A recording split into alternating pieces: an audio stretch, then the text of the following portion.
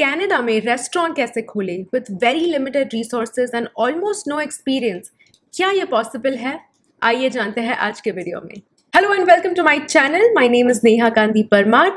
अगर आप यहाँ नए हैं then I would love for you to stick around. I'm a mother to 2 girls and an entrepreneur और हर हफ्ते मैं आपके लिए motherhood, entrepreneurship, lifestyle और health related videos बनाती हूँ। If any of that interests you then please consider subscribing to my channel. आज के वीडियो का फॉर्मेट कुछ इस तरह से होने वाला है। पहले मैं आपको अपने बारे में थोड़ा सा बैकग्राउंड दूंगी, like my education, मेरी एज क्या थी जब मैंने बिजनेस शुरू किया, ये आइडिया कहाँ से आया। सेकेंड पार्ट में हम डिस्कस करेंगे अबाउट द एक्चुअल रेस्टोरेंट, नाम क्या था, मेन्यू क्या था, किस टाइप का रेस्टोरेंट था, टारगेट कस्टमर्स कौन थे and all of those details. तीसरे पार्ट में हम डिस्कस करेंगे about the restaurant industry in Canada. अगर आप रेस्टोरेंट बिजनेस शुरू करना चाहते हैं तो किन किन चीज़ों का आपको ध्यान रखना होगा। Finally in the fourth part we'll conclude with all the mistakes that I made, and trust me, मैंने गलतियाँ बहुत सारी की थी, so it's very important for me to address those. मैंने कहाँ सक्सेस पाया, कहाँ फेल हुई,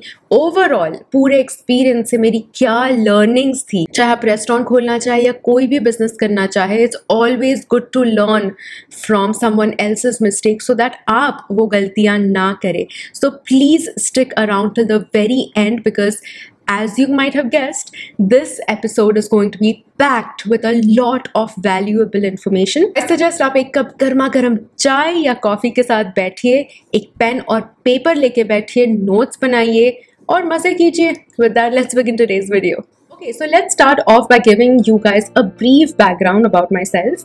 2009 में मैं graduate हुई थी from McMaster University with an economics degree.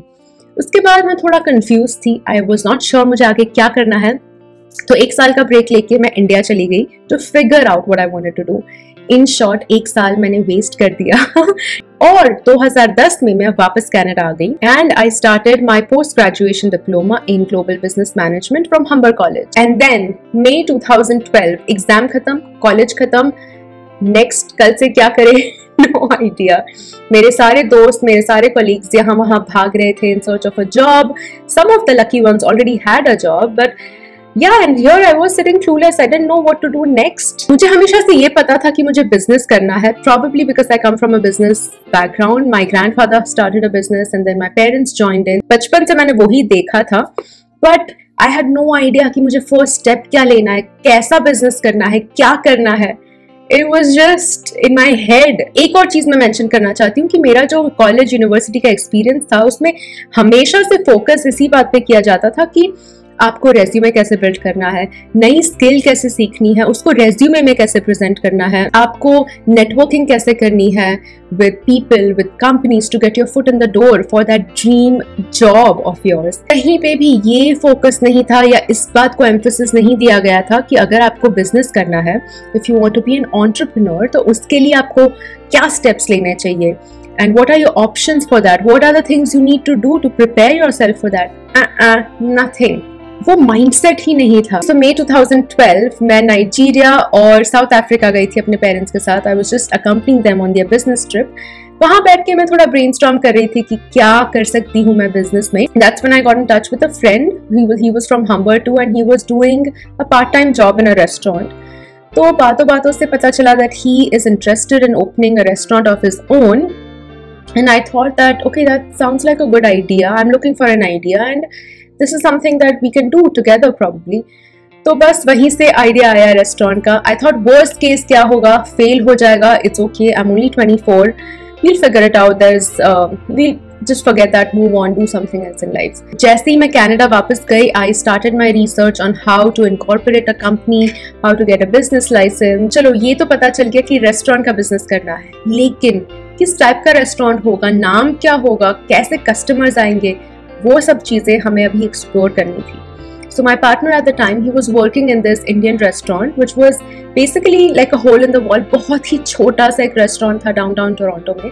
But it was not like any other Indian restaurant. It was not like a typical buffet or an a la carte kind of Indian restaurant. The whole concept was very very unique and interesting. अगर आपने Caribbean food खाया है, West Indian food खाया है, तो उसमें आपको पता होगा कि उनकी जो दाल पूरी होती है या रोटी होती है, उसमें वो लोग Caribbean curry fill करके रैप करते हैं एक स्क्वायर शेप में and that's how they serve it. तो इस रेस्टोरेंट के ओनर ने भी वही कॉन्सेप्ट यूज किया था बट उसको इंडियनाइज्ड कर दिया था। सो ही यूज द नॉर्मल रुमाली रोटी जो आती है, उसके अंदर ही फिल्ड करीज और सब्जीज लाइक आलू गोभी, मटर पनीर, साग पनीर, मलाई कोफ्ता, आलू मटर, mix vegetable, butter chicken, chicken tikka, shrimp करी, चिकन करी वगैरह वगैरह, just to give you an idea.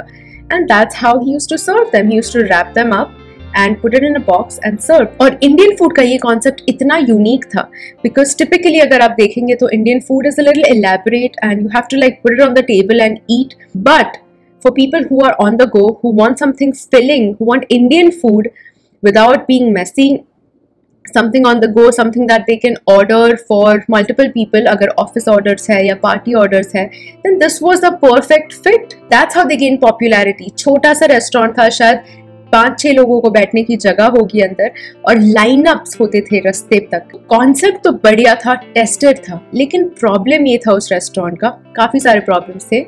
उनमें से एक था कि the restaurant owner was kind of laid back. सालों से बिजनेस कर रहा था, सक्सेसफुल हो गया था। There was no employee culture, there used to be a lot of fights between the employees and the owner. In fact the head chef of the restaurant जो शुरू से उनके साथ थे, he had quit because he had a tiff with the owner. There were a lot of issues about cleanliness and hygiene and just the overall culture. ये सारे problems हमें दिख रहे थे. Two things that they were missing was one, कि they were closed on the weekends. तो अगर लोग अपने फैमिली के साथ आके डाइन इन करना चाहते हैं वीकेंड्स पे तो बंद था, so there was no option of doing that. Number two, it was such a small restaurant, सिर्फ 4-5 लोगों को बैठने की जगह थी, so people who came with friends or family had no space to sit and dine in. तो ये सारे पेन पॉइंट्स को हमने पकड़ा, कॉन्सेप्ट बढ़िया था and we thought कि इसी कॉन्सेप्ट के साथ we will give the customers a much better experience where they can come, sit, dine in with their friends or family or do takeouts if they want and have an overall experience rather than just coming in, picking up food from an unknown restaurant which they cannot really connect to and cannot relate to. क्योंकि अगर आप downtown का culture देखेंगे तो everything is very iconic. You know things because they have a character, a personality, and this restaurant lacked everything. It lacked character, it lacked personality. The only good thing about the restaurant was the food. So there we go. We had our idea there. We had the concept. We knew the menu. We knew what areas we need to work on to make it better and provide a better experience to the customer. अभी सवाल ये था कि हमारा chef कहाँ से आएगा, because he is the heart of the restaurant. तो जैसा मैंने शुरू में कहा कि उनके हेड शेफ के साथ उनकी लड़ाई हुई थी and he had quit the job. And he was working as a cleaner somewhere. It was just a temporary job that he was doing. We approached him and we asked him that, see, we know you had a fight with the previous restaurant owner. And I know that you had issues because he was very controlling and there was no employee culture, blah, blah, blah, blah, blah. We are opening a similar restaurant. Would you like to come and join us and work with us? We trust you. आपका kitchen आपका है, हम आपको पूरी freedom देते हैं, control देते हैं to take your own decisions, लेकिन हमें आपका साथ चाहिए. And when you have a star employee, when you have a star member in your team, this is very very valuable to them. चाहे आप जितने भी पैसे दें या बेनिफिट्स दें, लेकिन अगर उन्हें लगे कि उनके पास कोई कंट्रोल ही नहीं है to take their own decisions, they have no freedom in their job, then they are not going to be happy. And if your employees are not happy, then your customers are definitely not going to be happy in the long run. हमें लगा कि वो थोड़े से hesitant होंगे because you know he is twice our age and he's so experienced and we have no experience at all. But he jumped in and he said, "We'll do it. Let's do this right away," without even blinking an eyelid. So we were like super excited. We had our concept, we had our menu, we had our chef. Now we needed a great location and the most important thing, a lot of पैसा, क्योंकि उसके बिना ये कुछ भी possible नहीं होने वाला था. So for the finance we made a project report and we went to the bank. हमने उनको सबमिट किया, काफ़ी सारे डिस्कशंस किए बैंक मैनेजर के साथ, लेकिन in the end they said कि you guys are very young, you have no experience, पहला बिजनेस है, रेस्टोरेंट बिजनेस है which is considered high risk in Canada, और आपके पास कोई कोलैटरल नहीं है, तो we can not give you a loan, the bank can not give you any money. हमारे पास कोई इन्वेस्टर भी नहीं था who could be a guarantor for us. तो we had no money from the bank. अब जाए तो जाए कहाँ? That's when my parents stepped in. They offered to help. They had a business of their own. They said, we'll loan you the money and you guys can start your business like that. So we were like, that's super helpful, super thankful that they did that for us. And उनसे पैसे borrow करके we started this business. तो अब आते हैं restaurant के नाम पे. हमने नाम कैसे पिक किया, उसकी भी एक इंटरेस्टिंग कहानी थी. अगर आप किसी नॉन इंडियन या किसी लोकल से यहाँ पूछोगे कि इंडियन फूड में आपको सबसे ज़्यादा क्या पसंद है, most of the times that instant answer is butter chicken. I know it sounds cliched, but it is true. For the most part, they'll say butter chicken because it's such a butter chicken has become synonymous to Indian food now. नाम सुनते ही मुंह में पानी आ जाता है for those who eat meat, of course, not for vegetarians. तो वो एक बड़ा इंटरेस्टिंग हमें लगा कि यार ये नाम बड़ा कैची है, और साथ में कॉन्सेप्ट था रोटी का, रोटी में रैप करके देते थे. तो हमने सोचा कि नाम रख देते हैं butter chicken roti. That's how the restaurant came to be and it's short for BCR. और बहुत ही कैची नाम था, बहुत ही यूनिक नाम था, बहुत ही अट्रैक्टिव नाम था, and that really worked for us. फिर हमने एक इंडियन मैस्कॉट क्रिएट किया. We went to a graphic designer, he designed it for us. We went to a company who made the website for us, and that's how eventually we got the whole branding done.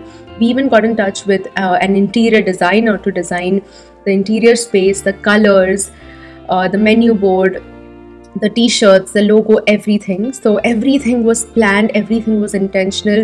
Here we were creating a brand and not just a random unknown restaurant selling some food, but we wanted people to connect with us emotionally. कुछ सालों पहले मैंने एक video बनाया था about how we operate at BCR. I'll link it somewhere up here, so if you're interested you can click that and watch it. As of now, I'm not the owner of the restaurant anymore. We sold it back in 2018. Now it's operated by someone took over the brand and they expanded, and it's still running as Butter Chicken Roti, but it's definitely not the same that it used to be when we created it. चलिए, आपको थोड़ा बहुत idea आ गया है कि हमने शुरुआत कैसे की थी, किस तरह से की थी, कैसे हमने हमारी टीम धीरे धीरे बिल्ड की.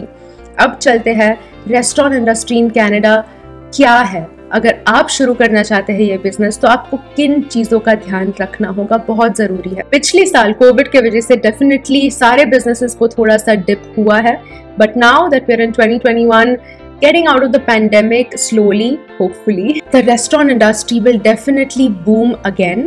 Contactless delivery is an option that's come up now. People are also opening home kitchens. घर से खाना बना के लोग सर्व कर रहे हैं. So there are so many other options जो उस टाइम पे इतने नहीं थे back in 2013-14. As per the Global Food and Beverage Market Analysis, उनका forecast ये था कि by the year 2023, the whole food and beverage industry in the world will grow to $7,527.5 billion. That's a huge potential right there. और अगर Canada की बात करें तो 2020 में the food and beverage industry was $61.4 billion worth, and by the time we go to 2023, it will rise to $78.4 billion. So definitely there is a rise, there is a lot of potential. लेकिन you have to consider some pros and cons of this industry. So let's get into that now. सबसे बड़ा cone ये है जो मैंने पहले भी discuss किया था कि restaurant industry is considered a very high risk business. 60% of the restaurants fail in the first year, and about 80% fail in the first 5 years. The success rate is only 20%. Investment कभी कभी हो जाता है काफ़ी ज़्यादा, लेकिन ये भी ज़रूरी है देखना कि आप उसको ग्रो कैसे कर सकते हैं. अगर आप कुछ सालों में फेल हो जाएंगे और लॉस में जाएंगे, then it's something to reconsider for sure. एक और कौन मैं कहूँगी कि एम्प्लॉय रिटेंशन काफ़ी लो होता है. कभी कभी लोग आते हैं, ज्वाइन करते हैं और कभी कभी ओवरनाइट छोड़ कर चले जाते हैं. When you are so dependent on those people, especially the front employees or even your chefs sometimes. We've also experienced that with a couple of people. And आपको अपनी दुकान फिर भी खोलनी है, तो ये employee retention का एक issue हमेशा होता है. So please keep that in mind. Profit margin थोड़े thin होते हैं, about 3 to 5% फूड कॉस्ट होता है depending on the kind of food you offer, rent, अगर आप बहुत ही प्राइम लोकेशन में रेंट कर रहे हैं एक डाइन इन स्पेस तो रेंट काफ़ी होता है. Then the employee cost depending on the number of employees you have and the benefits that you have to offer. So you have to factor in all these things and see कि आपके लिए profitable होगा या नहीं, and maybe that's why it's considered high risk. Okay, now let's talk about the pros. पहला कि it's a very quick and easy setup. जैसे मैंने मेंशन किया था कि आप अपने घर से शुरुआत कर सकते हैं. You don't really have to have a traditional restaurant outside in a commercial space. आप घर से ही खाना बनाइए, अपने किचन से खाना बना के बेचिए. Focus on the marketing. सबसे ज़्यादा ज़रूरी चीज़ का ध्यान रखना है वो है क्वालिटी और सर्विस. अगर आपका क्वालिटी, सर्विस और प्राइस अच्छा है then you are definitely higher up in your game. Technology आजकल तो बहुत ही बढ़िया हो गई है for all these things. Thanks to covid things are improving technologically much better. आप किसी ऐप पे अपना प्रोडक्ट डाल सकते हैं and you can offer your services like that. You can create your own website. You can put it on so many different platforms online to market your food and धीरे धीरे करके आप ऐसे ग्रो कर सकते हैं. Instagram is a great place to showcase your talent and probably even get orders from there. You can start your business on Instagram. So technologically आपको काफ़ी अच्छा benefit है. तो ये सारे points हैं जो आपको consider करने चाहिए before you decide to open a restaurant. अब जो बहुत ही valuable lesson मैं आपको देने वाली हूँ in conclusion is my mistakes and what I learned from it. Okay, so गलती number 1, I did not manage my finances well. जब हम product बेचते हैं तो हम उस पर टैक्स लगाते हैं. ऑन्टेरियो में ये टैक्स 13% है. तो जो भी फूड प्राइस होता है आपके मेन्यू में उस पर आप 13% टैक्स कस्टमर को चार्ज करते हैं. जो कस्टमर आपको पे करता है that's not the money for you to keep. आपको वो पैसा जब आप टैक्स फाइल करते हैं you have to pay it back to the CRA which is the Canada revenue agency. ये बात का आइडिया तो था, पता था, लेकिन उस टाइम पे इतना जोश था कि यार पैसे आ रहे, कलेक्ट करो, लेट्स पे of all the vendors, let's पे off the rent, this that. तो हमने वो सेव ही नहीं किया. एंड इन द एंड जब हमने 1 साल बाद जब टैक्स फाइल किया, टैक्स रिटर्न्स, तो पता चला that we owe about $30,000-40,000 or maybe more to the CRA and we didn't have that money to pay to the CRA. We were in big trouble because उस पर interest चल रहा था, penalties लग रही थी और हमें पता नहीं था कि हम कैसे चुका पाएंगे क्योंकि वो अमाउंट बढ़ता ही जा रहा था. So parents to the rescue again. We had to borrow more money from my parents business to pay off the CRA debt, but then we had already borrowed some money and then we borrowed more. तो overall हम और loan लेते रहे, खुद को और date में डालते रहे, बट एटलीस्ट CRA का डेट पे ऑफ हो चुका था. सो पेनल्टीज और वो सब नहीं लगे थे. But all this could have been avoided अगर हमने शुरू से अपने अकाउंटिंग पे ध्यान दिया होता, अपने फाइनेंसेस पे ध्यान दिया होता. तो वो थी गलती नंबर 1. एंड गलती नंबर 2 आई वुड से कि हमने फाइनेंसेस पे ध्यान नहीं दिया. CRA का डेट हो गया. CRA का डेट पे ऑफ करने के लिए हमने मेरे पेरेंट्स से डेट लिया. सो we got ourselves into another loan and it was a whole messed up situation. गलती नंबर 3 जो कि सबसे भारी गलती थी I think was that we had no insurance for the restaurant and that's a huge problem. Restaurant खुलने के 1 साल बाद बगल वाली बिल्डिंग में आग लग गई और उस वजह से हमारा रेस्टोरेंट भी अफेक्ट हुआ काफ़ी हद तक. फायरमैन केम एंड काफ़ी सारा डिस्ट्रॉय हो गया था. सारे रेसिडेंशियल बिल्डिंग्स और कमर्शियल जो शॉप्स थे सब डिस्ट्रॉय हो गए थे because of that massive fire that took place in 2015. And we thought चलो कोई नहीं, इंश्योरेंस पे कर देगा, we'll recover everything. And then we found out कि हमारे पास इंश्योरेंस ही नहीं था. So इतने hundreds of thousands of dollars worth का investment that we took from my parents, the money that we took to pay off CRA was all gone. The employees की salary, employees जो अभी काम नहीं कर पाएंगे because the restaurant was damaged, उनका क्या होगा, उनको हमें कहाँ एडजस्ट करना होगा. हमारी इतनी इन्वेंटरी थी worth thousands of dollars, all that was gone and it was absolutely devastating and really stupid on our part that we did not bother to look into the insurance when we started this business. ऐसी stupid गलतियाँ please ना करें. आपका जिस type का business हो please get an insurance for your business. So in case of any such events you're covered or at least you'll be covered for some part so you won't lose everything.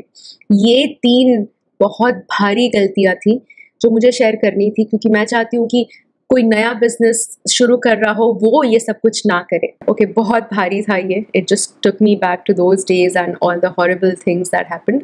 Now let's talk about the good things, the successes that I had in my journey. Number one was that we became the new cool Indian restaurant in town.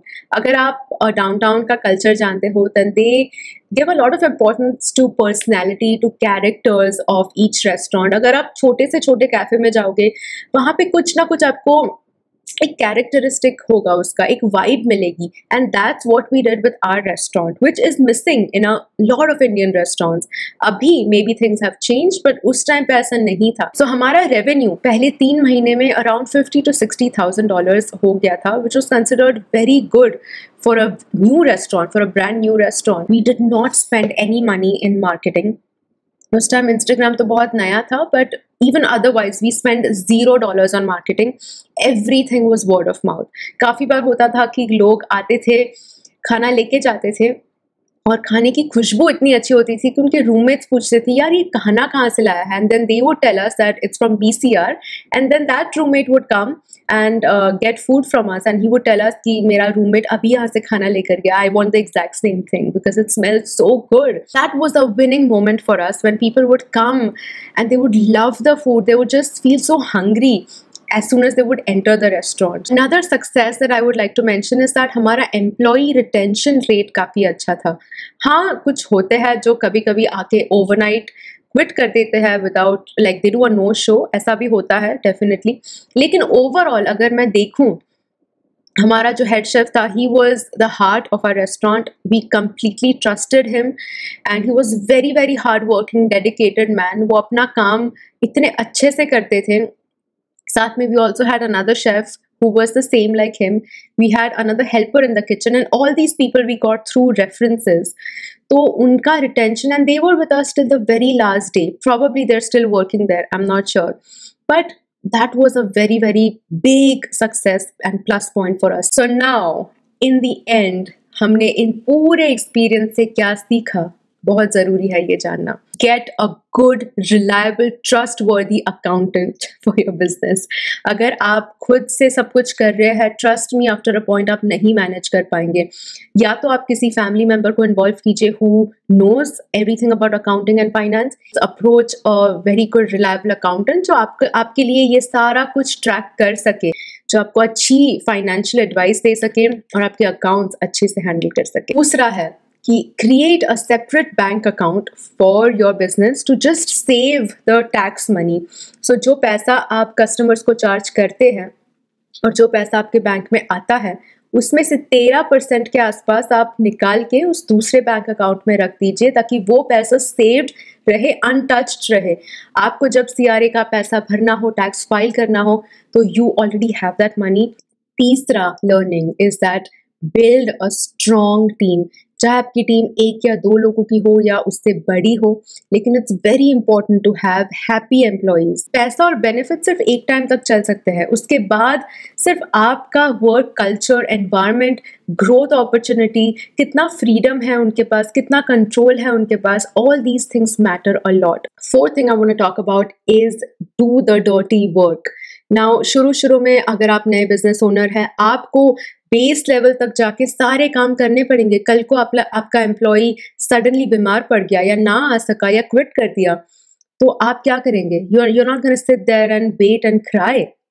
आपको खुद मैदान में उतर के वही काम करना पड़ेगा. जैसे मैं बैठ के आलू छीलती थी, चिकन काटती थी, प्याज काटती थी, झाड़ू पोछा लगाती थी, टॉयलेट साफ करती थी, सब कुछ करती थी, because that was my baby, my business was my baby. I suggest leading by example is so important. आपके एम्प्लॉइज अच्छे से डेडिकेटेडली तब भी वो सारे काम करेंगे अगर वो देखते हैं कि आप भी उतनी ही मेहनत से वो सारे काम करते हैं और झिझकते नहीं हैं वो सारे काम करने में, just because it's not your job. Everything in your business is your job. And be humble about it, because a little bit of humility takes you a long way. अगर आपका business product based हो या even service based हो, always remember that quality is everything. आज जब हमने restaurant बेच दिया है, the new owner has actually expanded and opened up many locations, but from what I hear and my own experience is that the quality has gone down a lot. And never do that. अगर आप expansion के greed में आपके quality को affect करेंगे, ज़्यादा पैसे कमाने के greed में quality affect करेंगे, customers वापस नहीं आएंगे. Those customers came to you when you were new, when you had no one else around, just because आपका service और quality अच्छा था. So please retain that. It's very important. Last point is look for scalability and delegate tasks. Scalability का मतलब ये है कि अगर आप कोई business कर रहे हैं, think about how you can scale and grow it. क्योंकि at the end of the day her business का एक ही main goal होता है to profit. It's a profit making business. तो अगर आप उसको grow नहीं करेंगे, scale नहीं कर पाएंगे, तो profits इतने नहीं आएंगे. Also, like I said, delegate tasks. हर चीज़ आप खुद से नहीं कर पाते हैं. So it's important to do what you are best at and let other people do what they are best at. So together you can form a team. बहुत सारा ज्ञान हो गया, बहुत सारी बातें हो गई. I hope कि आप सारे notes ले रहे होंगे. Please keep all these points in mind. पहले मैंने कभी भी इतना openly discuss नहीं किया था because I used to be embarrassed of all these things. But you know what? I have moved on. I have applied all these things to my current business and I'm making sure that I don't repeat these mistakes. Definitely not. And also in my own personal life. तो अगर आपको इस video में कोई भी value मिला है then please give me a like. आपके लाइक से ये वीडियो और लोगों को तक पहुंच पाएगा एंड मेरे चैनल को और ग्रोथ मिलेगी. So please do that favour. और मैं आपको अगले हफ्ते मिलूंगी with another power packed information loaded video. Until then, take care, stay safe and stay happy.